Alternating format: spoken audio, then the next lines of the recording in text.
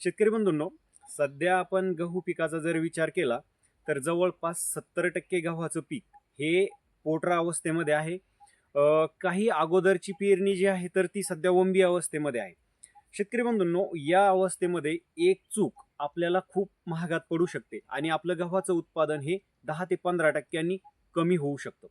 पण याच अवस्थेमध्ये शेतकरी बंधूंनो, आपण जर गहू पिकावर एक अचूक फवारणी केली तर एकूणच जी ओंबी आहे तर त्या ओंबीची लांबी वाढते, तिच्यातील दाण्याची संख्या वाढते, दाण्याचं पोषण चांगलं बनतं.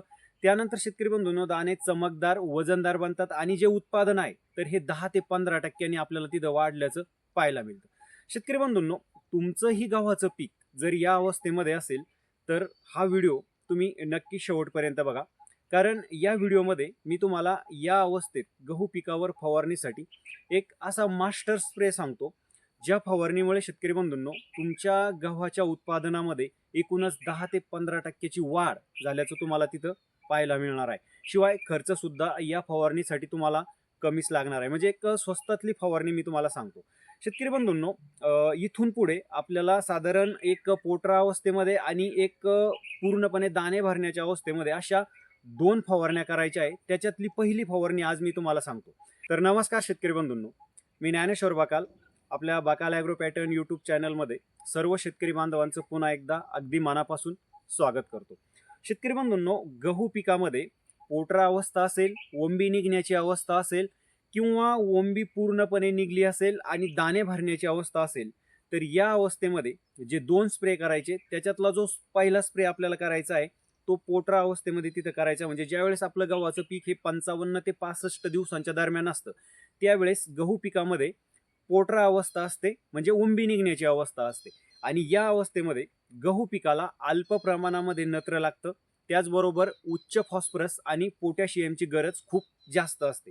शेतकरी बंधूंनो, जेणेकरून ओंबी जी तर ती चांगली निघेल, तिची लांबी वाढेल, ओंबीमध्ये दाण्यांची संख्या वाढेल, दाणे वजनदार चमकदार बनतील.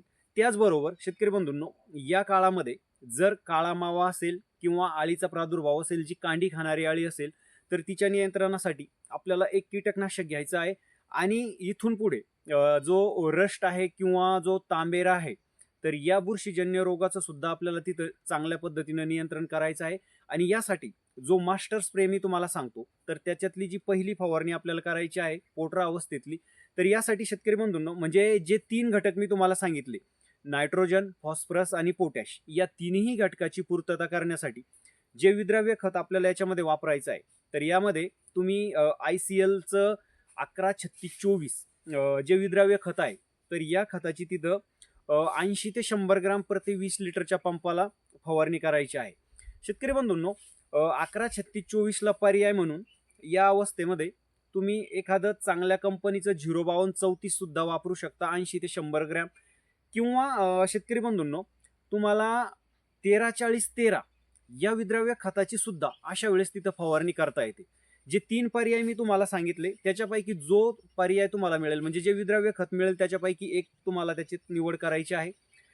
त्याचबरोबर शेतकरी बंधूंनो, या अवस्थेमध्ये पॉलिनेशन चांगलं होण्यासाठी आपल्याला जे 20% बोरॉन आहे, चिलेटेड बोरॉन, तर बोरॉनचा सुद्धा तिथं वापर करायचा आहे. साधारणतः 20 ग्रॅम तुम्ही प्रति 20 लिटरच्या पंपाला तिथं बोरॉनचा वापर करायचा आहे या विद्राव्य खतासोबत. आणि शेतकरी बंधूंनो, जे रस शोषक करणारी कीड वगैरे आहे, म्हणजे काळा मावा असेल किंवा कांडी खाणारी आळी जर असेल, गव्हाच्या पिकामध्ये काड्या वाळताना तुम्हाला दिसत असेल, तर त्याच्या चांगल्या नियंत्रणासाठी तुम्ही घरडा केमिकलचं हमला 550 या कीटकनाशकाचा तिथं वापर करायचा आहे, साधारण 30 मिली 20 लिटरच्या पंपासाठी.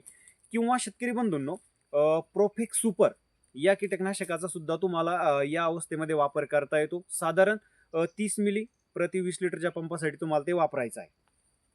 त्यानंतर आता शेवटचा जो घटक आहे तो आहे बुरशीनाशक. शेतकरी बंधूंनो, तांबेरा रोगाच्या चांगल्या नियंत्रणासाठी आपल्याला एक चांगलं बुरशीनाशक फवारणीमध्ये घ्यायचं आहे. आता बुरशीनाशकामध्ये सुद्धा मी तुम्हाला 2-3 पर्याय सांगतो. याच्यामध्ये तुम्ही प्रोपिकोनॅझोल घेऊ शकता शेतकरी बंधूंनो, किंवा हेक्झाकोनॅझोलचा सुद्धा तुम्हाला तिथं वापर करता येतो. याच्यामध्ये तुम्ही टिल्ट या बुरशीनाशकाचा जर वापर करणार असेल तर साधारण 20 लिटरच्या पंपाला तुम्ही 10 ते 15 मिली त्याचा वापर करा. किंवा ॲमिस्टर टॉप या बुरशीनाशकाचा तुम्हाला तिथं वापर करता येतो. साधारणतः 15 ते 20 मिली प्रति 20 लिटरच्या पंपासाठी तुम्ही त्याचा तिथं वापर करू शकता.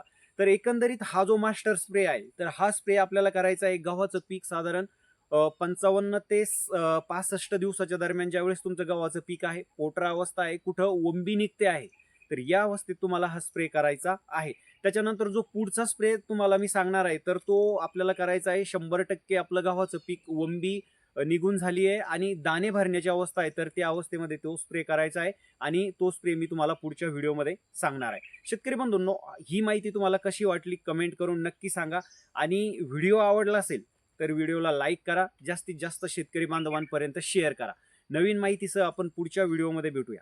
तोपर्यंत नमस्कार.